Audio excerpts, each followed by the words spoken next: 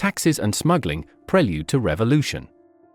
In the mid-18th century, tension simmered between the American colonies and Great Britain, setting the stage for the American Revolution. To truly understand this critical period, we must look beyond the surface. While the revolution is often reduced to slogans about taxes or tea, the reality is far more intricate, involving economic policies, political philosophies, and cultural shifts. The aftermath of the 7 Years' War. In 1763, the Treaty of Paris ended the 7 Years' War, a global conflict in which the British emerged victorious. Yet victory came at a cost. Britain was left with an enormous debt of £150 million. Half of its national budget went to paying off interest. So the British government sought ways to recover financially.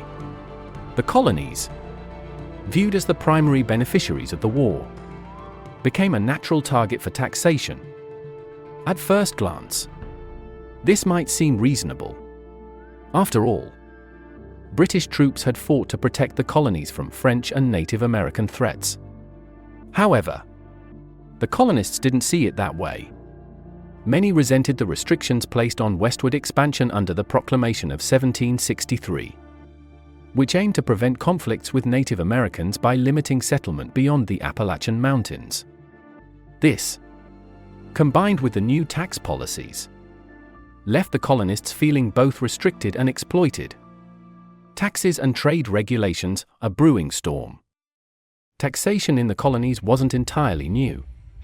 For decades, the British government had imposed duties on various goods, such as wool, hats, and molasses. However, these taxes primarily served to regulate trade in line with mercantilist policies rather than generate revenue. Smuggling was rampant, as colonial merchants found ways to evade taxes and continue their lucrative trade. Things changed with the Sugar Act of 1764, which altered the existing Molasses Act. While it reduced the tax on molasses from 6 pence per gallon to 3 pence, it also enforced stricter anti-smuggling measures. British courts, rather than local colonial courts, were now tasked with trying smugglers. This was a major blow to colonists who had relied on sympathetic local judges to look the other way. The Sugar Act was followed by the infamous Stamp Act of 1765. This law required all printed materials, from newspapers to legal documents, to carry a stamp purchased from the British government. It disproportionately affected influential groups like lawyers and newspaper publishers, who used their platforms to rally public opposition. For the first time, colonies came together in a unified response, forming the Stamp Act Congress. They coordinated boycotts of British goods, marking the beginning of collective colonial resistance. Representation and the seeds of unity. To the colonists, the issue wasn't just about paying taxes, it was about how those taxes were imposed. By 1760, many colonies had been self-governing for over a century, setting their own taxes through local legislatures. The idea that Parliament could impose taxes without colonial representation felt like a direct attack on their rights as English subjects. This sentiment gave rise to the rallying cry, "No taxation without representation." While the Stamp Act was eventually repealed in 1766 due to colonial protests and economic pressure from British merchants, it was replaced with the Declaratory Act. This new legislation asserted Parliament's authority to legislate for the colonies in all cases whatsoever. It was a symbolic victory for the colonists, but also a reminder that Britain had no intention of relinquishing control. The Townshend Acts and growing discontent. In 1767, Charles Townshend, Britain's Chancellor of the Exchequer, introduced a new series of taxes on goods such as glass, paper, paint, and tea, known as the Townshend Acts. These measures also established a board of customs to crack down on smuggling. Once again, the colonies responded with boycotts. This time, women played a pivotal role. forming the Daughters of Liberty to promote the use of homespun goods as a substitute for British imports. However, not all colonists were united in their opposition. Merchants in cities like New York and Philadelphia, who relied on importing British goods, were less enthusiastic about the boycotts. Tensions escalated further in 1770 with the Boston Massacre. What began as a confrontation between British soldiers and colonists ended with the deaths of 5 civilians, including Crispus Attucks, a man of mixed race who became a symbol of the patriot cause. Tea and the Intolerable Acts.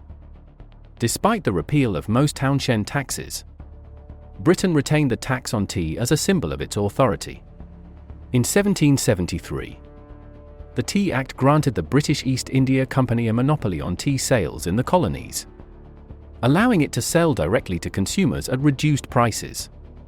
While this might have been beneficial to colonial consumers, it undercut local merchants and smugglers. On December 16, 1773, a group of colonists, dressed as Mohawk Indians, boarded British ships and dumped 342 chests of tea into Boston Harbor.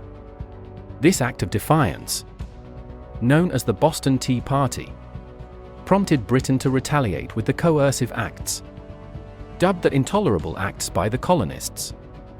These measures included closing Boston Harbor, revoking Massachusetts self-governance, and enforcing the Quartering Act, which required colonists to house British soldiers. The First Continental Congress. The colonial response to the Intolerable Acts was swift. In September 1774, delegates from 12 of the 13 colonies convened in Philadelphia for the First Continental Congress. Georgia, the lone holdout, eventually joined the cause. This meeting marked a turning point, as the colonies began to act more like a unified government. They agreed to boycott British goods, encouraged domestic manufacturing, and passed resolutions to prepare for potential military conflict. During this period, the colonists began shifting their rhetoric from defending their rights as English subjects to embracing broader ideals of freedom and natural rights. Influenced by Enlightenment thinkers, they argued that certain rights were inherent to all humans and derived from natural law, not merely granted by a king or parliament. The spark of revolution. By April 1775, tensions reached a breaking point. On April 19, British troops clashed with Massachusetts militiamen at the battles of Lexington and Concord. Known as the Shot Heard around the world, this event marked the beginning of armed conflict between Britain and the colonies. Though the colonists suffered defeats in early battles, their resistance gained momentum, leading to the eventual siege of Boston and the British evacuation in March 1776. Common Sense and the Path to Independence. In January 1776, Thomas Paine's pamphlet Common Sense electrified the colonies. Written in plain, accessible language, it made a compelling case for independence. Paine argued that it was absurd for a vast continent to be ruled by a distant island and criticized monarchy as an outdated and oppressive institution. His work resonated with a wide audience, selling over 150,000 copies and solidifying the idea of American exceptionalism. By July 1776, the Second Continental Congress adopted the Declaration of Independence, formally severing ties with Britain. While independence was far from assured, this document laid the ideological foundation for the new nation, emphasizing liberty, equality, and the pursuit of happiness. Conclusion. The American Revolution was not a sudden or singular event but the culmination of years of economic, political, and social unrest.